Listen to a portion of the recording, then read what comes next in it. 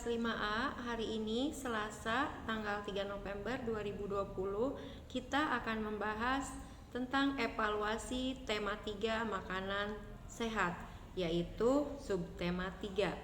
Nah, sebelum belajar kita terlebih dahulu biasakan berdoa. Yuk sama-sama doa mau belajar. Bismillahirrohmanirrohim. Robbi jidni ilman nafi'an warzuqni fahman wasi'an. Ya Allah, tambahkanlah kepadaku ilmu yang bermanfaat dan berilah aku kepahaman yang luas. Amin. Kita langsung ya anak-anak, siap-siap anak-anak di rumah buka bukunya halaman 180, langsung ke nomor 1 ya. Baik, nomor 1 yaitu pelajaran bahasa Indonesia. Kelebihan iklan melalui media televisi adalah sebagai berikut. Kalau kecuali itu yang bukan ya anak-anak, di sini ada jawabannya. Yang tepat adalah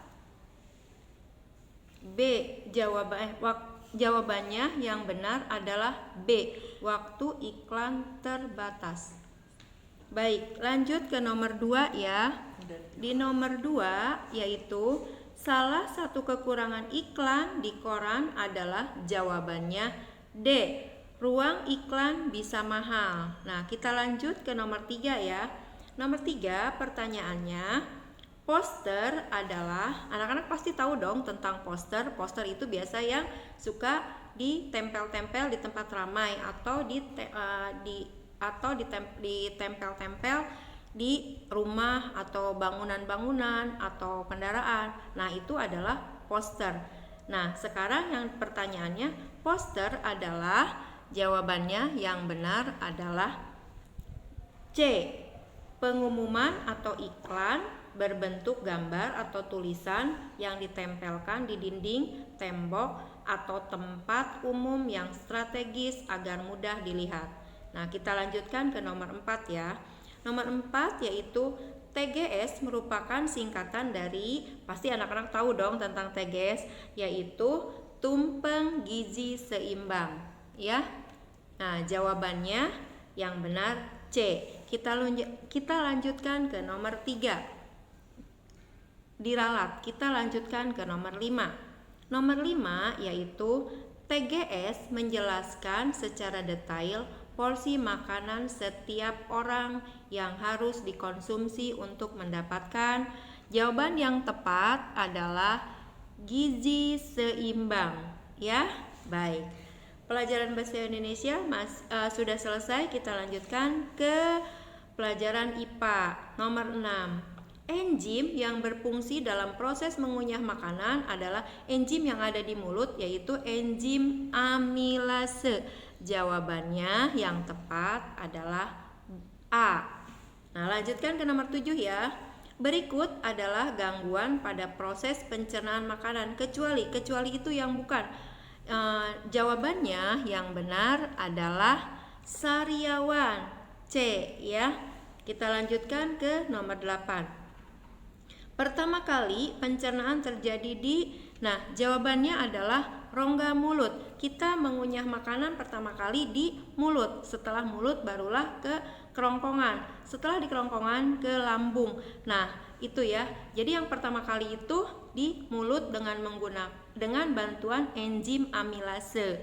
Selanjutnya kita ke nomor 9. Nomor 9 adalah alat pencernaan yang tidak mencerna makanan adalah yang tidak ada proses pencernaan, yaitu jawabannya kerongkongan. Nah, kerongkongan itu A ya, karena kalau di kerongkongan itu hanya melewati saja atau melalui ya.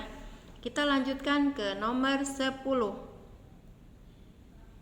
Iya, nomor 10 adalah penyakit perut yang ditandai dengan sering buang air besar adalah, jawabannya anak-anak yang benar adalah B, yaitu diare ya. Lanjutkan ke nomor 11. Penyerapan sari-sari makanan terjadi di daerah apa? Apakah lambung, apakah usus 12 jari, apakah usus halus, ataukah usus besar? Jawabannya yang benar sari-sari makanan terjadi pada usus halus. Jawabannya C ya. Lanjut, nomor 12. Salah satu makanan yang merupakan sumber tenaga adalah sumber tenaga itu yang banyak mengandung karbohidrat ya. Biasanya nasi, kentang, ubi, jagung. Nah, di sini jawabannya adalah B, nasi ya. Lanjut ke nomor 13. Sayur bayam merupakan salah satu sumber apakah sayur bayam itu sumber tenaga, zat pengatur atau zat pembangun ataukah zat peracun. Nah, sayur bayam itu banyak mengandung vitamin, mineral ya. Jadi terdapat zat pengatur. Jawabannya adalah A. Nah, sekarang ke nomor 14. Nomor 14 pelajaran SBDP. Nah, Kasongan berada di provinsi. Kasongan itu kerajinan-kerajinan dari tanah liat. Biasanya bernama gerabah ya. Itu berada di provinsi Jawa Tengah, di tepatnya daerah istimewa Yogyakarta. Nah, jadi jawabannya adalah A. Ya, lanjut ke IPS. Kegiatan PKK merupakan perwujudan kerjasama di lingkungan. Nah, PKK itu biasanya dipimpin oleh ibu lurah ya. Kalau ibu lurah itu sama ibu-ibu kader-kader di tingkat kelurahan hingga tingkat RT RW. Nah, di situ biasanya ada kegiatan masak memasak. Biasanya apa? Dengan ibu-ibu itu jawabannya apa anak-anak? Pastinya kelurahan ya. Nah, itu PKK itu biasa ada di tingkat kelurahan. Ya, sekarang kita lanjut ke pelajaran PPKN. Kerjasama akan dilakukan untuk hal-hal yang buruk adalah perbuatan. Kalau yang baik-baik itu terpuji ya. Kalau hal-hal yang buruk seperti berantem, berkelahi, nah itu tercela. Jawabannya adalah B. Sekarang kita lanjut ke nomor 17. Contoh kerjasama yang baik adalah jawabannya adalah A, kerjasama membersihkan kelas ya. Lanjut ke nomor 18. Kerjasama akan berhasil baik jika kita saling apakah merugikan? Nah, tentu tidak ya. Jawabannya adalah menguntungkan. B ya anak-anak. Nomor 19. Gotong royong itu biasa ada di tingkat pedesaan. Ya, kalau biasanya tentang pembangunan jembatan, pembangunan rumah ibadah, ya itu dilakukan secara gotong royong. Nah, sekarang gotong royong adalah bekerja sama dengan cara tolong menolong. Jawabannya adalah B. Nomor 20. Dengan bekerja sama, pekerjaan akan menjadi cepat selesai ya. Jawabannya itu adalah D. Lanjut ya anak-anak.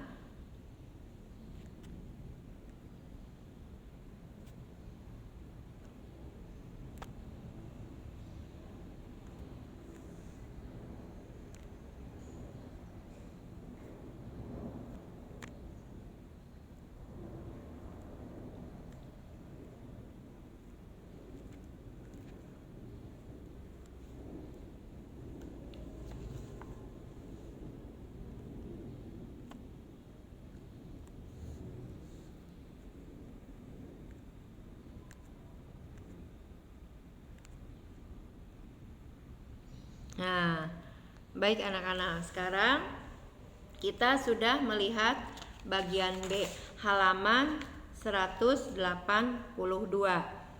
ya. Yang pertama masih muatan bahasa Indonesia atau pelajaran bahasa Indonesia. Salah satu cara untuk melestarikan kebudayaan adalah dengan cara. Nah, anak-anak bisa dibaca di sini. Jawabannya adalah mengikuti dan mempelajarinya ya. Kemudian langkah pertama membuat poster adalah menentukan Jawabannya tema ya. Kita lanjutkan ke IPS. Germas kepanjangan dari yaitu Gerakan Masyarakat Hidup Sehat.